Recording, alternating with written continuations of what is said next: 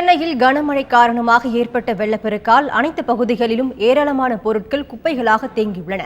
தொற்றுநோய் ஏற்படுவதை தடுக்க அவற்றை அகற்றும் பணி இன்று முதல் தொடங்கியுள்ளது. வடசென்னை பகுதியான ஆர்கே நகர் தொகுதியில் குப்பைகளை அகற்றும் பணிகளை அப்பகுதியின் மேற்பார்வையாளர் ராஜேந்திர ரத்னாவுடன் நமது செய்தியாளர் பாஸ்கர் நடத்திய நேர்காணலை தற்போது காணலாம்.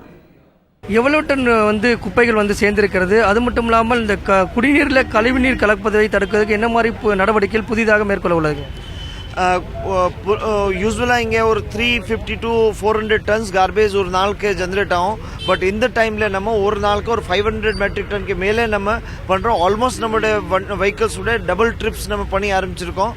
இதே மாதிரி நம்ம வாட்டர் பார்ன் டிசீஸ் இருக்கக்கூடாது, அதுக்கான நம்ம சோர்ஸில் குளோரினேஷன் செக் பண்ணுறோம்.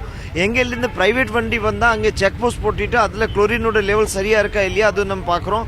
சம்போட கிளீனிங் பண்ணுறதுக்கு ஆட்டோ போட்டுட்டு எல்லாரும் அனௌன்ஸ் பண்ணுறோம். சம்ப் கிளீனிக்காக ப்ளீச்சிங் பவுடர் கொடுக்குறோம்.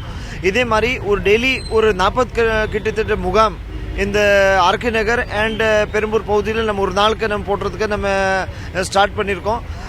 அந்த முகாமில் அதாவது ஒரு கேஸ்க்கு ஒரு ஏடிடி கேஸ் வந்தால் அந்த வீட்டில் போயிட்டு நம்மளோட டாக்டர்ஸ் போயிட்டு பார்க்குறாங்க இது எது காரணமாக வந்துருச்சு, இதில் எப்படி தடுக்க முடியும், அது மாதிரி ஒரு மைக்ரோ ஆக்ஷன் பிளான் பண்ணியிருக்கோம்.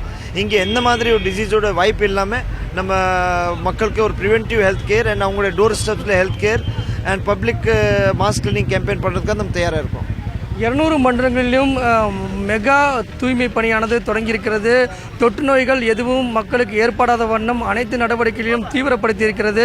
அது மட்டும் இல்லாமல் குடிநீரில் கழிவுநீர் கலப்பதை தடுக்கிறதுக்குண்டான அனைத்து நடவடிக்கைகளும் தொடங்கியிருக்கிறதா இந்த பகுதியுடைய மேற்பார்வையாளரான ராஜேந்திர ரத்னாவுடைய தகவலாக இருக்கிறது.